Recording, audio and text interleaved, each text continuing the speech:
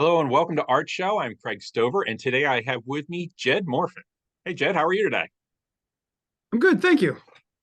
Great to have you here today. I wanted to start out like I normally do with a selection of images that I found online of your work. No particular order, just some pieces that I found really interesting. I just want to jump right into it. Can you tell me a little bit about this particular piece?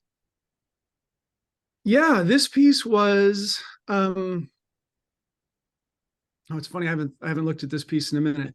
This piece was it started with the idea of the germ of the idea was bringing sort of 17th, 18th century busts, the language of 17th, 18th century busts into the modern era. I'd been looking at a lot of contemporary fashion. I'd been looking at a lot of Ray Kuikubo and Alexander McQueen, and I was just looking at a lot of sort of people who did really sculptural things with fashion, and I was really excited by that. And I thought it'd be really interesting to sort of combine those two worlds. And so I started thinking about ways you could do that in sculpture, in busts, and use multiple materials. And so this was the first effort in that, Hmm. and it was interesting. It led me to a lot of different places, and I'm not sure what's coming next, but this one, I really like it now that I look at it again. It's a student of mine at the time, and at the Is it? time we were doing self-portraits, and Okay. my students, I would look at them, forever, because I'm staring at them as they're looking at their bust. And certain students I would look at and be like, I would like to try that myself. And so this is Katie, and I got her. She had such this like stare that she brought Right. all the time, and I was really excited to sort of bring that. Well, I And then really, as the go ahead. I'm yeah, sorry. go ahead. For me, what No, really made me select this piece was the addition of the is it, I assume that's wire. it's Is it actually it's it's not it's wicker. okay? It's Wicker. So yeah, it changed the sculpture for me because suddenly there's this whole idea of negative space that's in there, these negative shapes that are there, and as the piece spins, I can imagine it must be wonderful to see those shapes overlying that very traditional face that you've got there. yeah, I really, I it's a just cool thing. And it emerged again. This was like a series of four sculptures in the end. And what really ended up striking me about this work, and I think it's often true that you don't know what the work is about while you're working on it, but what really ended up striking me about the work is how much psychological distance this creates.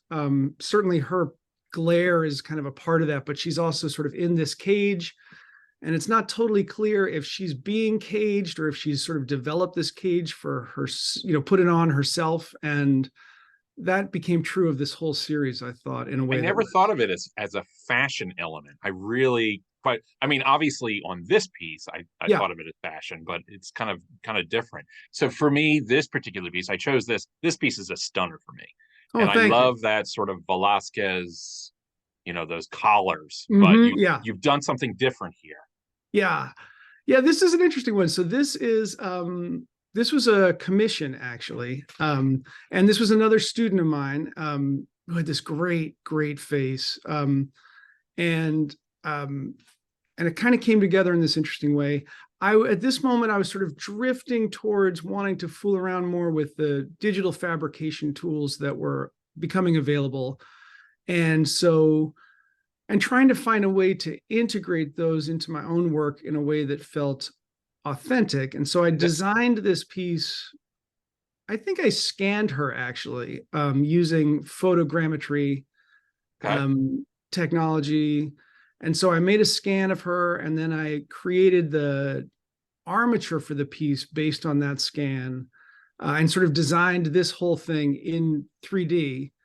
Um, Is this 3D printed then? The collar? It's not, no. So then everything is sculpted by hand on top of the armature, and then but Right. the collar is made of 3D printed elements, Okay. um, and so, but it always ends up being different than you'd think, and so it was sort of designed to fit into this collar that goes around her neck.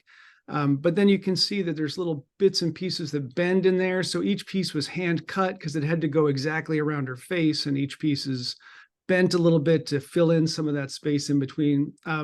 So it was very much a lot of, when you say 3D, people think it's sort of like a set it and forget it, right? Mm. Push the button and out it comes. But this was just the opposite of that. And that's been the case for all of my digital work, is you feel like, yeah, just adds so much to the process. So your pieces are one-offs, right? They're not additions. There's no casts that you make multiples of. This one is an ostensible edition of 3. There are 2 that exist. Okay. And it was through work like this that I was like, I'm not making editions anymore. Just not doing that. Uh-huh. This is Self-Portrait with Ambition. This, I was just looking this up. This emerged really from, I'd been working kind of small at that moment, and I had this feeling like I was sort of itching to make work that, the way I thought about it at the time was that it sort of threw my hat in the ring with the people who were my sort of technical heroes, right? And I was Okay. looking at Daniel Chester French, and I was actually looking, this is in the pelt on his back there, or my back, is inspired by Rudolf Siemering, who did Yeah. the museum Okay. in front of the museum. I was just sort of like, I want to just get after all of that scale and ambition and texture and really dive in. For And people who are so seeing this at home, what size is this? this is life size. So Life this is size. full Okay. size. Yeah. That's got to be a stunner. It is really beautiful. This one really came out. This is one of my favorites. It Yeah. actually currently is hanging in my front hall, and it just lives there. But it's all going to be on display next month, I guess. So Right. it kind of comes and goes in our house, and it Well, leaves I a. like the texture on the back, but what really drew me to this piece, first off, was actually the pants, the folds of the pants, because the way that the light rakes over them to show them. I thought it was spot on. It really Oh, worked. thank you, And then thank of you. course the whole imagery itself.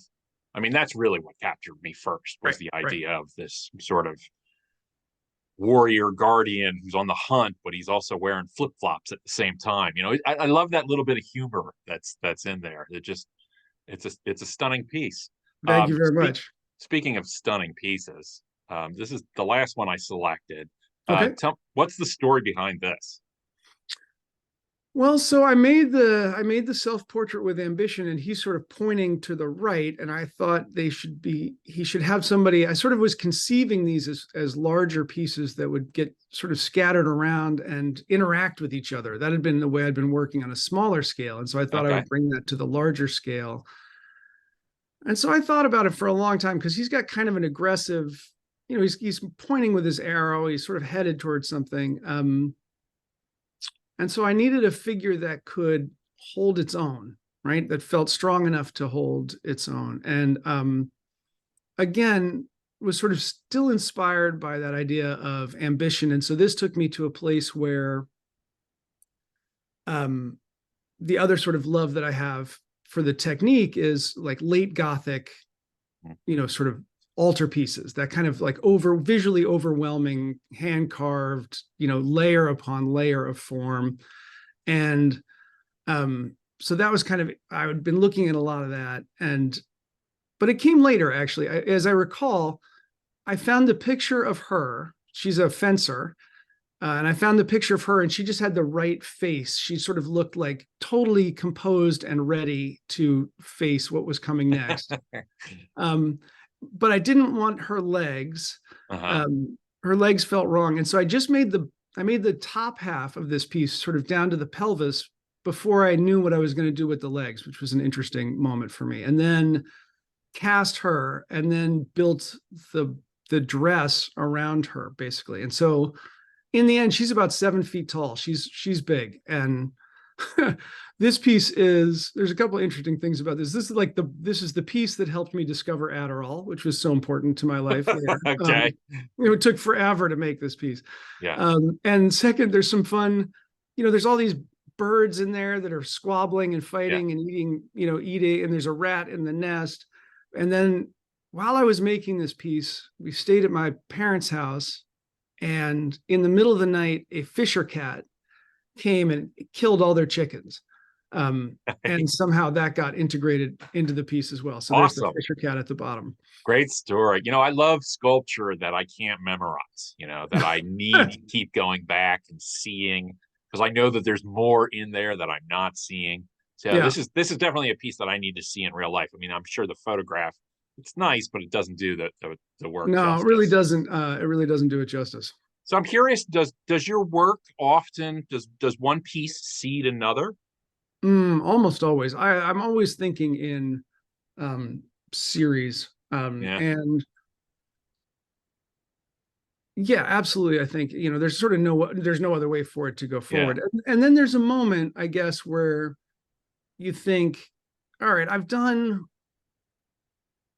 that had some limitations, or that didn't turn out the way I thought it was going to, or whatever it was. And so the next thing will be like that, but Hmm. different, right? I'm going to Right. change Kind that. of like, yeah, it changes the storyline upon it. So speaking of storyline, Yeah, I want to start at the very beginning. sure. When you were young, was Hmm. there anything that you came across that sort of that you remember that lit your spark in your interest in the arts? Was there a piece of art that you came across, or somebody did something or said something?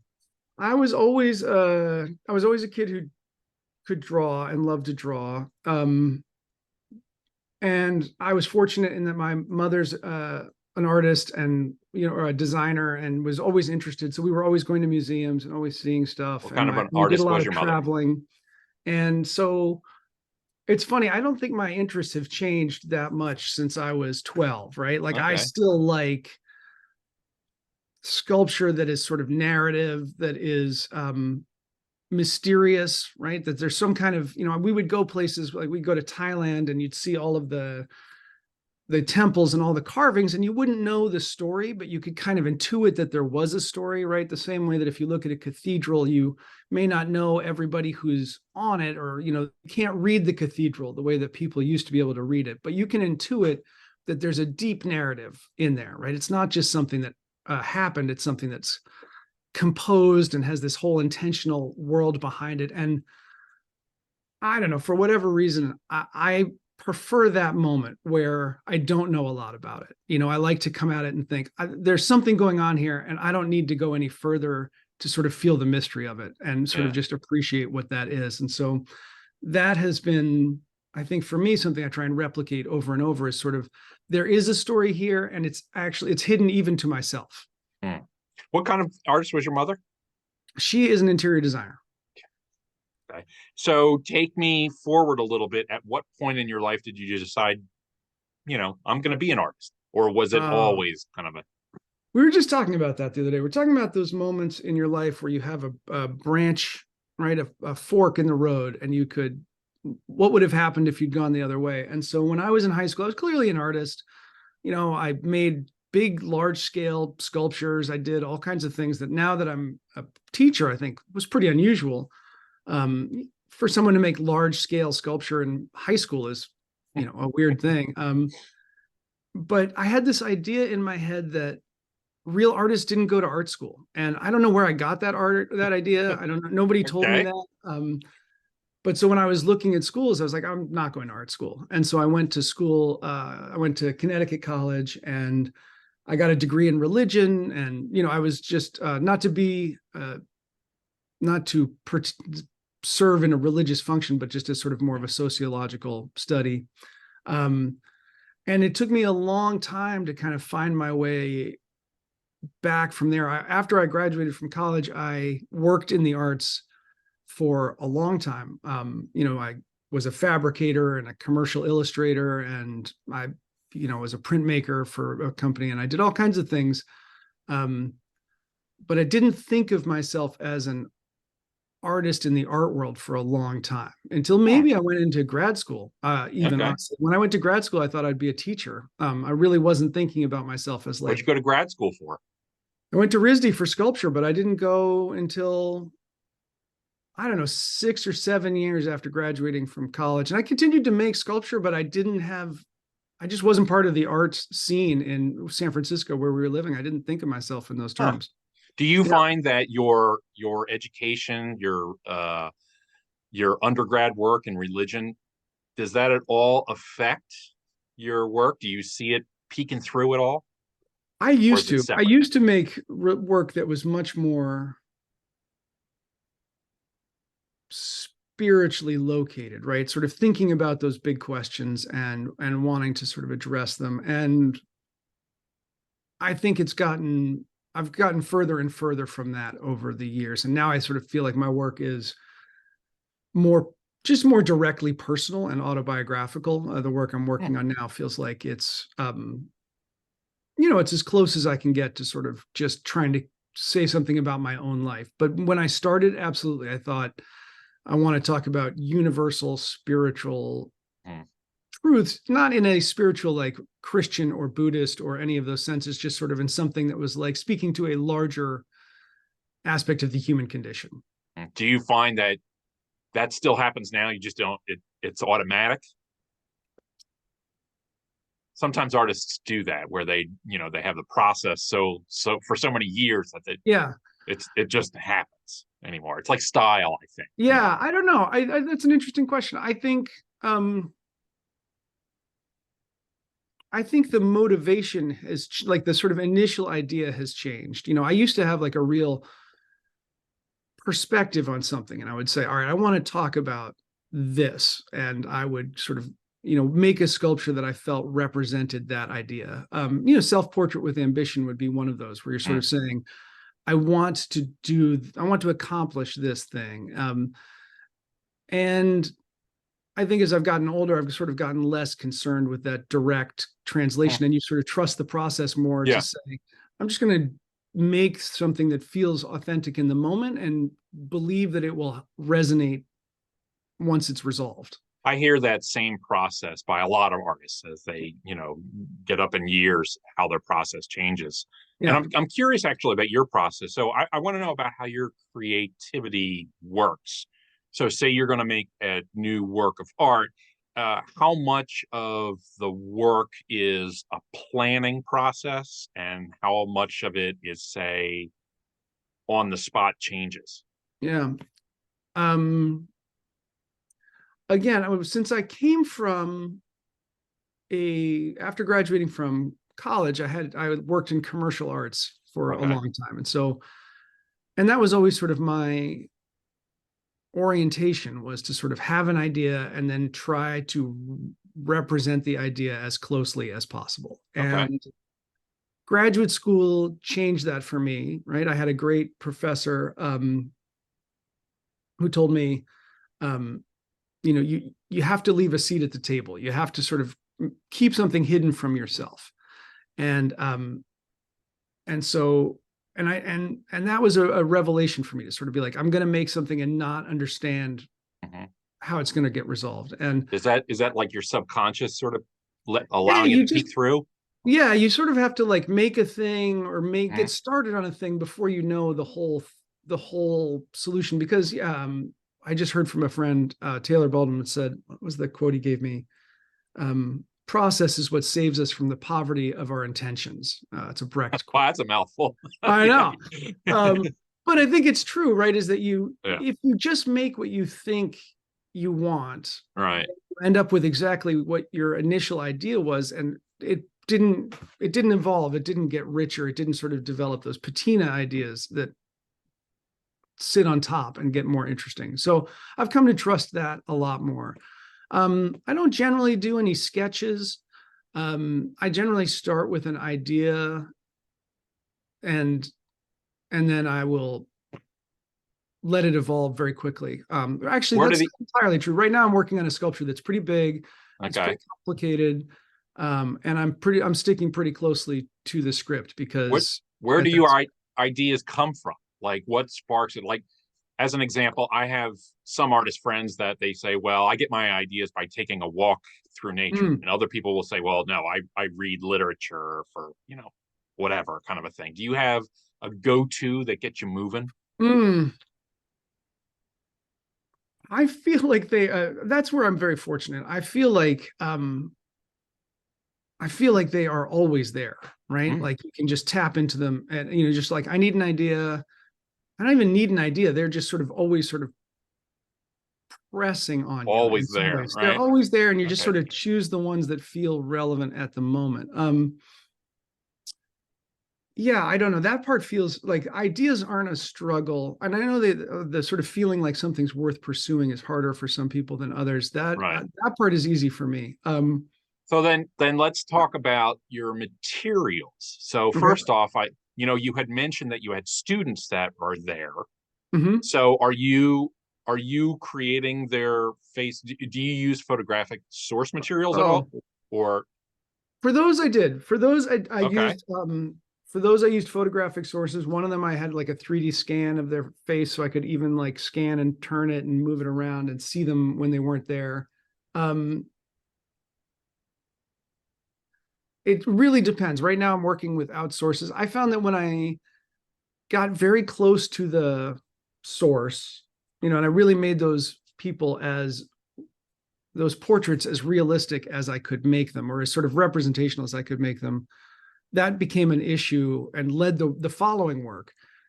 Because once you've made something that you've invested so much in the likeness, it's very hard to destroy it or do something on top of it, right? Like I've uh-huh, done all this work and now I right. love it and now I can't get into it. So the next series, which we didn't get into, which is fine, um, was all taken from scans that I found on the internet. And I would model those, but I would model them with deliberate gaps, or I would model them with stuff to sort of break that plane so I could never get too attached along the way. So I could try and make bigger changes to it because yeah, that was just, it was too hard to divorce yourself from those So did you pieces. feel like you were kind of boxing yourself in at any point? Yeah, I felt like I just couldn't, I so in the idea of that fashion, right? Like you're looking at those fashion pieces, and they're a bunch of years ago now. But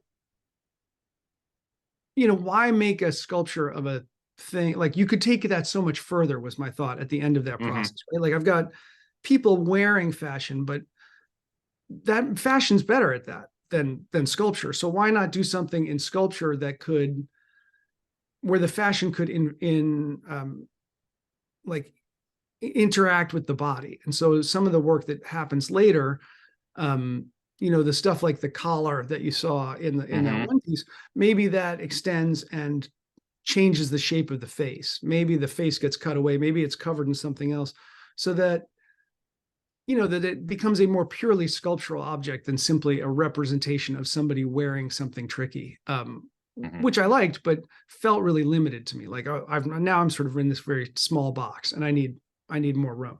Hmm. Do you find yourself using the materials that you choose to use, and this is just a guess, because you can manipulate them so well? Tell me, Like you're ask. I'm like not you're sure I not you're totally not understand the using question. found objects, you're not using say porcelains or other materials, you're very specific. Right. Do you Why do you choose the materials that you use? Yeah, well, so I'm a natural modeler. So that for me, modeling is just something that's the way I think. And when I went to RISD, right, they tried to sort of encourage, representation was not really a thing that was going. But for me, that's the engine that drives everything, is that kind of uh modeling starts everything. And then Hmm. the found object stuff or the material stuff, again, I sort of felt like I was in this box of like only modeling and creating figures. And again, it sort of arose through teaching, is you're like, there's all this great stuff, and I'm showing all these artists who are doing great stuff with other materials, and I'm over here just like molding and casting and molding and casting. And I don't know why I'm not getting access to all of this cool stuff that's out there in the world and all these colors that are out there and all this other stuff. I've got to find a way to get that into the work. And so I started to fool around with other materials, and it was really just like what materials were available to me and what could I get to work in a way that made sense. But for me, I can't help but think of you remind me of my grandfather in a way that he was kind of a carpenter, Okay. But he would be like, okay, I'm going to build something, but first I'm going to build the hammer that will then build the thing, right? Yeah. So you have that quality about your works that's like, nah, I'm just gonna build my own kind of thing, so Yeah. I Oh, can I have think so full very control. much. Yeah. Yeah. Yeah. Yeah. And yeah, I'm afraid that's true. I'm sure that's not very, it's a slow way to go about it, but I'm sure it's true. When you're in the zone Hmm. and you're working on a piece of a new sculpture, Hmm. what's usually going on in your head? Oh gosh. When it's when it's working best, probably very little, right? Like Mm-hmm. I Yeah. try to um yeah, I mean that's the flow state ideal, right? Is where you're sort of like, I mean, I'm sure it's a million things, but the nice thing is the noise just dials down to a very uh low murmur, and you're just working on the thing. And um that's the state. I think that's the kind of addictive state that artists are always seeking, right? Is to sort of Mm-hmm. be in the zone and be working and um finding ways to make that, you get to do two things. And I think this is sort of the addictive part of art is you get to create a problem for yourself that's tricky and then feel like you solved it while you're in this flow state. And that's almost what drives everything, right? Is you're sort of just trying to find a new problem to generate so you can have this experience. It's a crazy question, but it's odd how different other artists will answer it. Some people are like, well, I'm only focused on the task at hand. And other people are like, I don't even remember making it. Right. So Yeah, I yeah, love yeah, that wide variety. yeah, absolutely. I think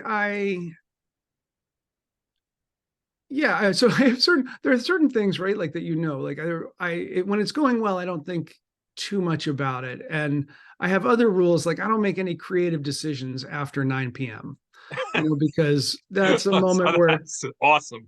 because you Because like I, after a certain point, like I do all my serious, like if I'm going to come into the studio and something's got to change, it's going to right. change between like 8 and 10. And then Okay. the rest of the day will be like resolving that. But if I'm going to cut a part off or something's not right, I Yeah. make those changes first thing, and then I'll see the work with fresh eyes. That's fantastic.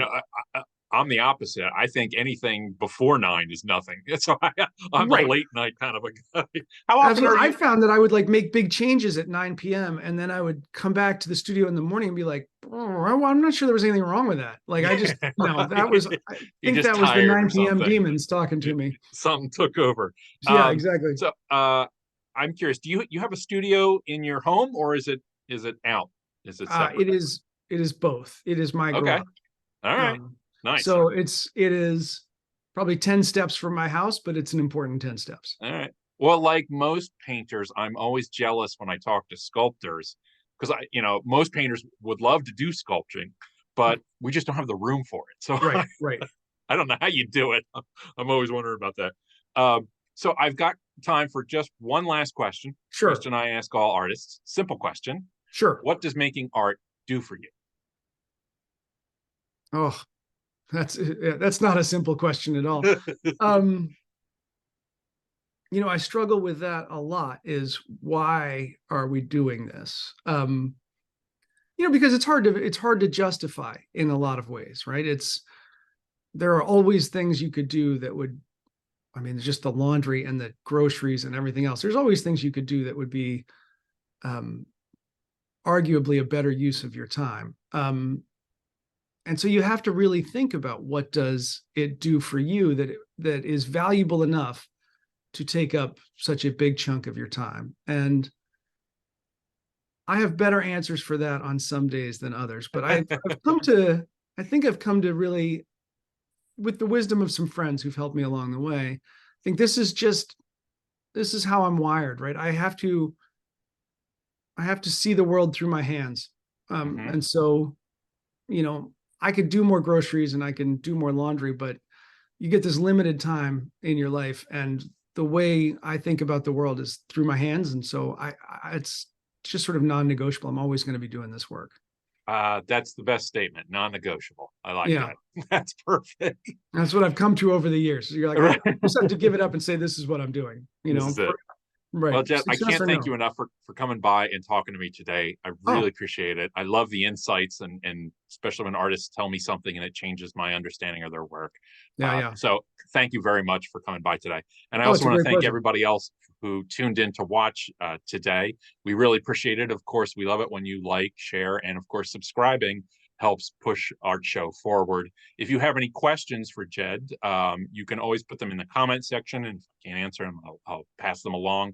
But again, thank you so much, Jed, for coming by today to talk to me about your work. Really appreciate it, and I look forward to actually seeing it in person. Oh, thanks very much. It's been a great pleasure. Thank you for reaching out. Thank you, and All right. thank you again, everyone. Take All care. right. Thanks a lot. Bye.